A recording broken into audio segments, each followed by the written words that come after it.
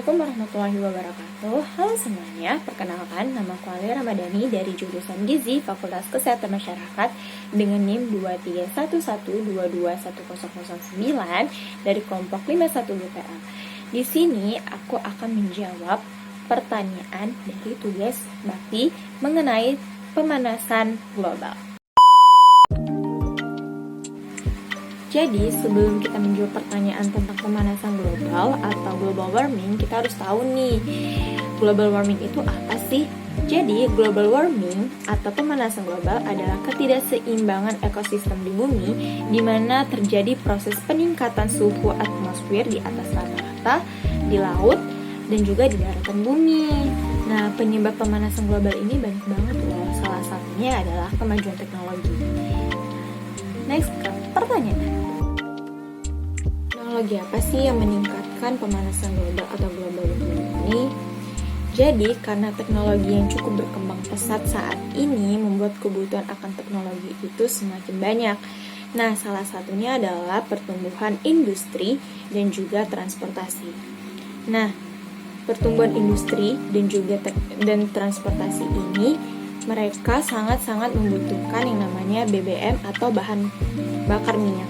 Nah, dari bahan bakar minyak inilah semakin banyak bahan bakar minyak yang digunakan, maka peningkatan pemanasan global ini semakin besar. Jadi, dampak yang ditimbulkan dalam penggunaan teknologi transportasi ini adalah peningkatan bahan bakar minyak atau BBM. Nah, BBM atau bahan bakar minyak ini menghasilkan karbon dioksida atau CO2.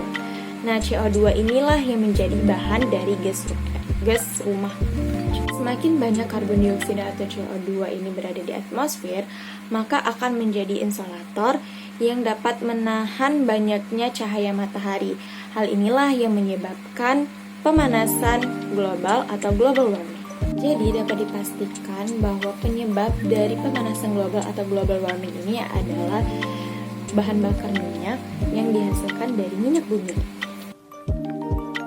Cara mengatasi dari pemanasan global ini yang pertama adalah melakukan reboisasi dan penghijauan.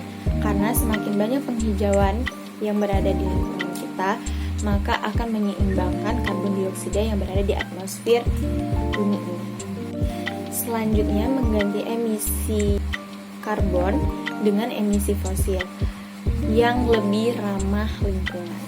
Dan yang terakhir adalah mengurangi penggunaan kendaraan pribadi dan memilih menggunakan kendaraan umum. Hal ini dilakukan untuk mengurangi karbon dioksida yang berada di atmosfer ini. Mungkin sekian dari jawaban saya atas pertanyaan dari tugas bakti ini. Semoga terjawab dan saya akhiri dengan wabillahi taufiq wal hidayah. Wassalamualaikum warahmatullahi wabarakatuh.